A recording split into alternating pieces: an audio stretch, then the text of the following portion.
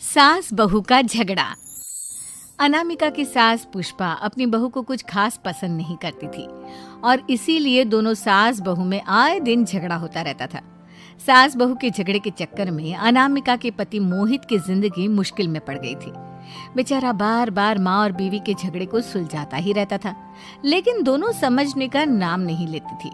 वैसे तो सब कुछ ठीक ठाक चल रहा था, लेकिन एक दिन अनामिका और पुष्पा के अंदर जोरदार झगड़ा हुआ और बात कुछ इस तरह थी। बहू, मैंने तुम्हें कल अपनी एक साड़ी धोने के लिए दी थी। हाँ मम्मी जी, वो साड़ी धोकर मैंने आपकी अलमारी में रख दी है। उसी की बात कर रही हूँ मैं। जरा देख तो, इस साड़ी को देखकर किसी भी तरह से लगता है ये धुली हुई है। अरे मम्मी जी, मैंने आपकी साड़ी वॉशिंग मशीन में अच्छे से धोकर सुखाकर आपकी अलमारी में तह बनाकर रखी थी। आपके तो नखरे खत्म ही नहीं होते। अरे कैसे बात कर रही है मुझसे? मेरे नखरे? अरे मोहित, जरा ये देख तो, ये साड़ी धुली हुई लग रही है क्या? अरे मम्मी, जब अनामिका कह रही है कि उसने साड़ी धोई थी तो मान लो ना। हर बात पर झगड़ा करना जरूरी है क्या? क्या है ना मोहित, तुम्हारी माँ को तो मेरे हर काम में नुस्ख निकालने की आदत पड़ गई है।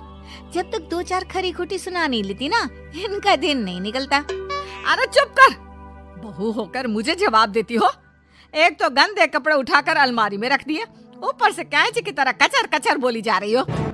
अरे मम्मी जी, आपको समझ में नहीं आता क्या?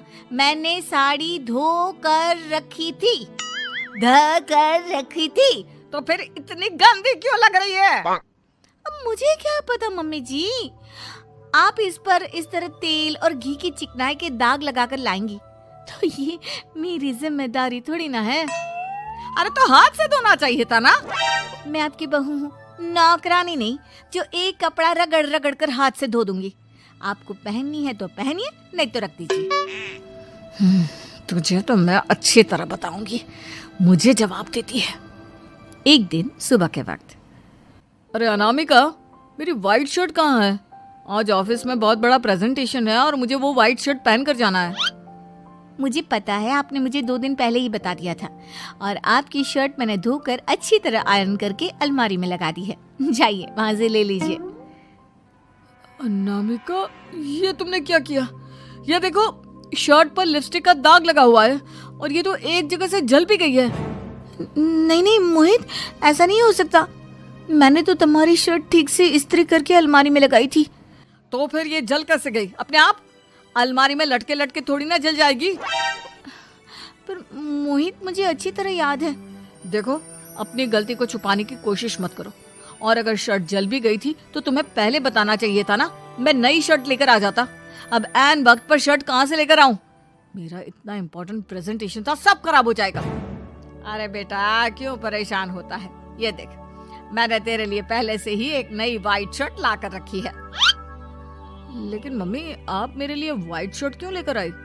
अरे मुझे पता था तेरा प्रेजेंटेशन होने वाला है और अपनी इस बहू पर तो मुझे बिल्कुल भी भरोसा नहीं। क्या पता मेरी साड़ी की तरह तेरी शर्ट भी गंदी करके रख देती। और देख, वही हुआ ना।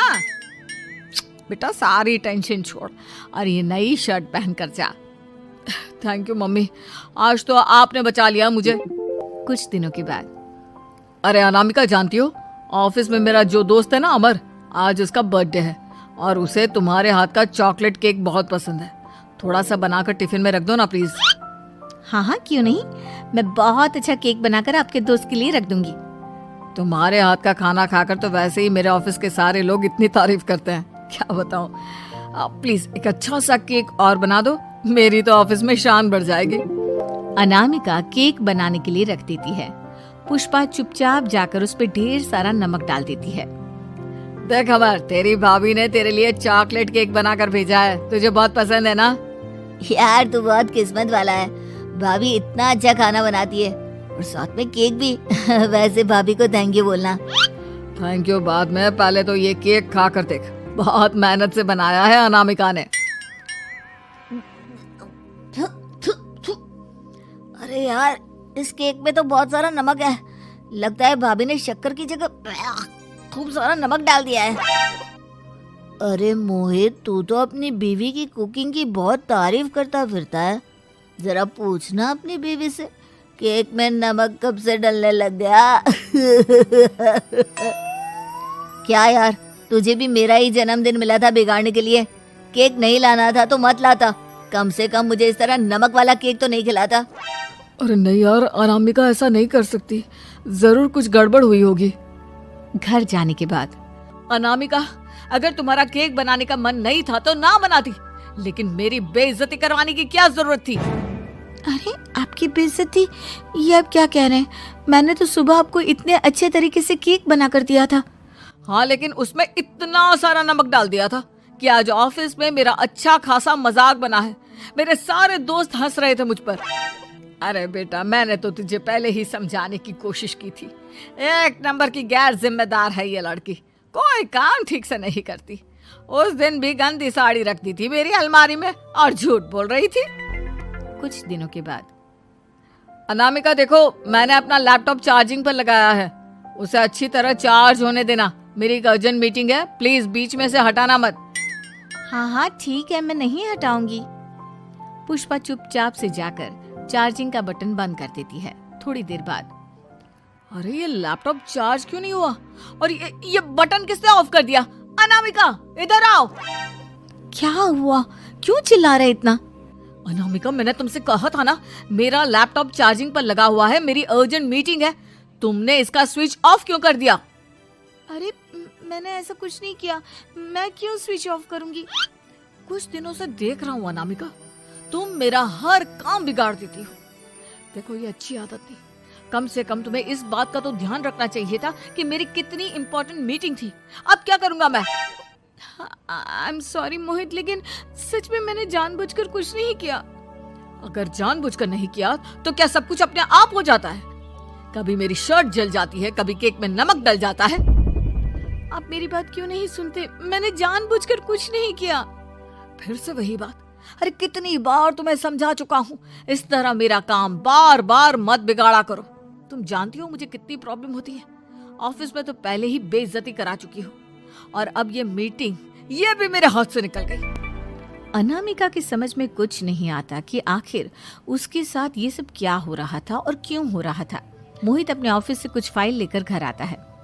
अनामिका, ये कुछ फाइलें हैं, इन्हें संभाल कर रख दो, और प्लीज इस बार ध्यान से, कोई गड़बड़ी नहीं होनी चाहिए। नहीं मोहित, कोई गड़बड़ी नहीं होगी। मैं सारी फाइल्स अलमारी में लॉक करके रखूंगी और चाबी अपने पास रखूंगी। अनामिका, जरा अलमारी की चाबी तो देना। क्यों मम्मी जी, आपको क्या काम है? उसमें मोहित की जरूरी फाइल रखी है और मैं नहीं चाहती कि इस बार कोई भी गड़बड़ हो। पता नहीं कुछ दिनों से हर काम खराब हो जाता है। अरे मुझे उसमें से पैसे निकालने हैं और उसके बाद ले लेना अपनी चाबी। मैं खा नहीं जाऊंगी तुम्हारे पति की फाइल। अनामिका को अपनी सास पर शक होता है। चाबी देने के बाद वो चुपचाप छुपकर अपनी सास की हरकत देखती है। ये फाइलें उठाकर डस्टबिन में डाल देती हूँ, फिर देखना कैसे मोहित इसकी खबर लेगा। इस बार तो छोड़ेगा नहीं इसे। वैसे भी पहले मैंने जो कुछ भी किया है उसकी वजह से अच्छी खासी डांट पड़ी है, मजा आ जाएगा। अच्छा तो ये बात है, सारा काम मम्मी जी बिगाड़ देती हैं, वो भी इसलिए क्योंकि मेरा उनसे झगड़ा हो गया है। सास के जाने के बाद अनामिका मोहित को बुलाकर लाती है। क्या हुआ अनामिका, क्या दिखाना है? ये देखिए, आपकी फाइल डस्टबिन में पड़ी हुई है। इसीलिए तो कहा था संभाल कर रखना, और तुमने उठाकर ये फाइल डस्टबिन में डाल दी। मैंने नहीं, तुम्हारी मम्मी ने डाली है, मुझसे बदला लेने के लिए, ताकि तुम मुझे डांटो। और अगर मैंने डाली होती तो मैं तुम्हें दिखाने के लिए बुलाकर तो नहीं लाती ना।